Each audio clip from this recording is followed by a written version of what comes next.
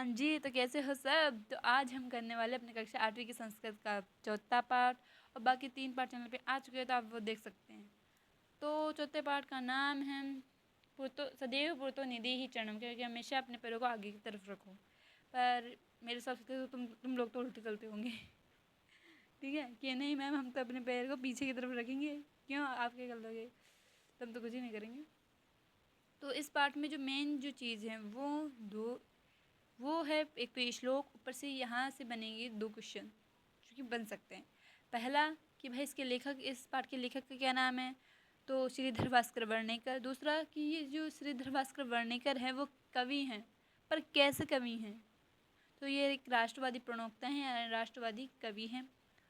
ये 2 ही हैं। दूसरा बात कि इन पाठ में क्या संदेश दिया गया है, जो कि इसमें से बहुत ही कम चांसेस है पूछने के, कि बहुत ही ज़्यादा कम है। तो इसके ये पर यहाँ पे लिखा हुआ है तो पढ़ लेते हैं कि इस गीत में जागरण और कर्मठता का संदेश दिया गया है। ठीक है। अब है श्लोक यानी ये जो संस्कृत के जो लिखे हैं वो, चल चल पुरतो निदेहि चरणम सदैव पुरतो निदेहि चरणम, कि चलो चलो अपने पैरों को आगे रखो, सदैव अपने पैरों को आगे की तरफ रखो।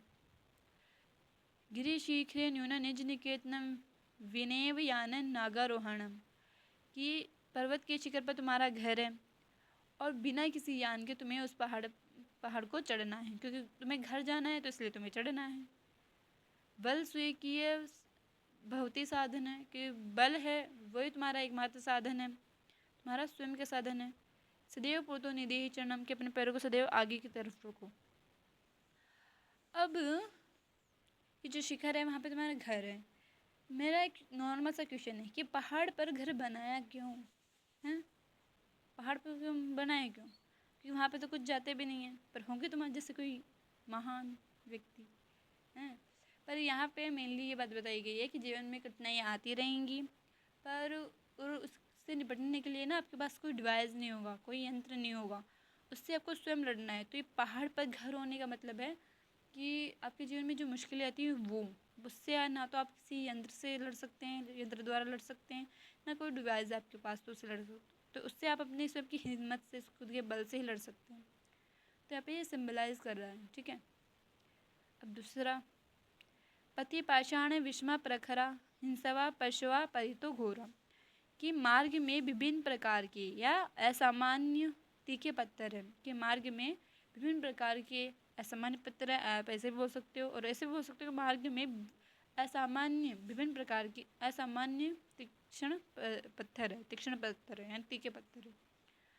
और चारों ओर भयानक यानी भयंकर जानवर है, कि हिंसक जानवर है, कि चारों ओर हिंसक जानवर है। सुदुष्कर खलु यद्यपि गमनम, कि अब इससे पता चलता है कि जो मार्ग है वो बहुत कठिन है। ये जानकर भी तुम चलो कि मार्ग बहुत कठिन है, फिर भी तुम चलो। सदैव पुरतो निधि चरणम, के सदैव से हम कि सदैव अपने पैरों को आगे की तरफ रखो। ठीक है, ये बताया गया है। यहाँ पे जो जो चीज़ें हैं ना, इसमें ये बस ये बताया गया है मेनली कि भाई जीवन में कठिनाई आती रहेंगी, आपको चलना है। जे ही भीति भज भज शक्ति, कि डर को छोड़कर शक्ति का सेवन करो। विदेही राष्ट्र तथा अनुरक्ति, अपने देश से प्रेम करो, अपने राष्ट्र से प्रेम करो। करु करु ध्येय स्मरणीयम, कि अपने और लगातार अपने निरंतर अपने जो लक्ष्य है उसको याद रखो। सदैव पुरतो निधेय चरणम, और क्या है, और अपने जो पैरों को है ना वो हमेशा आगे की तरफ रखो, कि अपने पैरों को हमेशा आगे की तरफ रखो, हमेशा आगे बढ़ते रहो। पैरों को आगे बढ़ते रहो, पैरों को आगे बढ़ते रहो, क्यों? हमेशा प्रगति करते रहो, इसका मतलब ये है। ठीक है, मेनली जो पार्ट हो चुका है कंप्लीट। अब इसके जो 2-3 क्वेश्चन हैं ये वाले जो देख लो, कि स्वीकीय संसाधन की भवती, तो स्वयं का संसाधन क्या है? स्वयं का साधन क्या है? बल। पति का विषमा प्रखरा, कि मार्ग में विभिन्न प्रकार के असामान्य क्या है? तो पत्थर यानी पाषाण। सतत की करणीयाम, की लगातार क्या करें? तो लगातार ध्येय स्मरणीय। अत्यस्य गीतस्य रचयिता का, कि इस पाठ के रचयिता कौन है? इस गीत के लेखक कौन है? श्रीधर भास्कर वर्णिकर। और स की दृश्य कवि मानित, वो कैसे कवि माने जाते हैं? तो राष्ट्रवादी कवि। तो देखो यहाँ से क्वेश्चन बने ना, ये राष्ट्रवादी से और ये श्रीधर भास्कर वर्णेकर से। क्वेश्चन बने कि नहीं बने।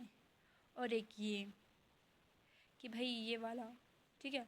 तो विद्यालयस्य एकम उद्यानम अस्ति, तो क्या है एकम, सामने आएगा ठीक है परितः, क्योंकि उद्यान चारों ओर नहीं सकता, उद्यान होगा सामने, तो क्या होगा पुरतः, विद्यालय पुरतः एक उद्यानम अस्ति। वह सत्य जयते, सत्य क्या, तो सत्य एव जयते, क्यों, सत्य की ही जीत होती है तो एव। कि भवान स्नान कृतवान, कि भवान स्नान कृतवान, कि क्या स्नान कर लिया है, इसमें क्या आएगा, कि भवान स्नान कृतवान, इसे पे छोड़ देते हैं ठीक है। अब है स यथा चिंतयति, अब इसमें क्या है तदा, सदा तदा क्या आएगा उसमें, हाँ ये रहा, स यथा चिंतयति तथा आचरति, जो व्यक्ति जैसा सोचता है वह वैसा ही विचार करता है, जैसा वो विचार करता है वैसे ही वो कार्य करता है। अब है कर्म, अब इसमें ग्राम वृक्ष अस्ति, तो गांव में वृक्ष हैं, तो वृक्ष कहाँ हो सकते, चारों में होंगे, चारों तरफ होंगे, तो यहाँ पे आएगा परितः, ग्राम में परितः वृक्ष संति। विद्या जीवन व्यर्थ है, तो विद्या के साथ जीवन व्यर्थ होता है, विद्या के बिना जीवन व्यर्थ होता है, विद्या के बिना जीवन व्यर्थ होता है, तो आएगा बिना, विद्या बिना जीवन व्यर्थ। अब है भगवत भज, तो कब भजना चाहिए, सुबह या शाम को, हमेशा भजना चाहिए, तो सदा भगवते भज ठीक है। अभी एक रह गया है ये वाला, इसमें भी कोई ना कोई एक रहा होगा, तो क्या रहा है इसमें खलु, तो कि भवान स्नान कृतवान खलु, क्या आपने वो कर लिया है स्नान, तो ये ठीक, 2 मैंने करवा दिए हैं। अब इसके अलावा मुझे कुछ लगा नहीं तो इसलिए मैंने कराया नहीं है।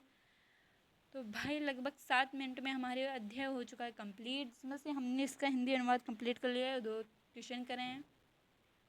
तो अब हम आपसे लेते हैं अलविदा ठीक है।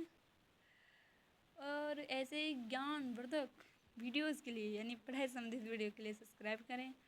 और चलो अब टाटा।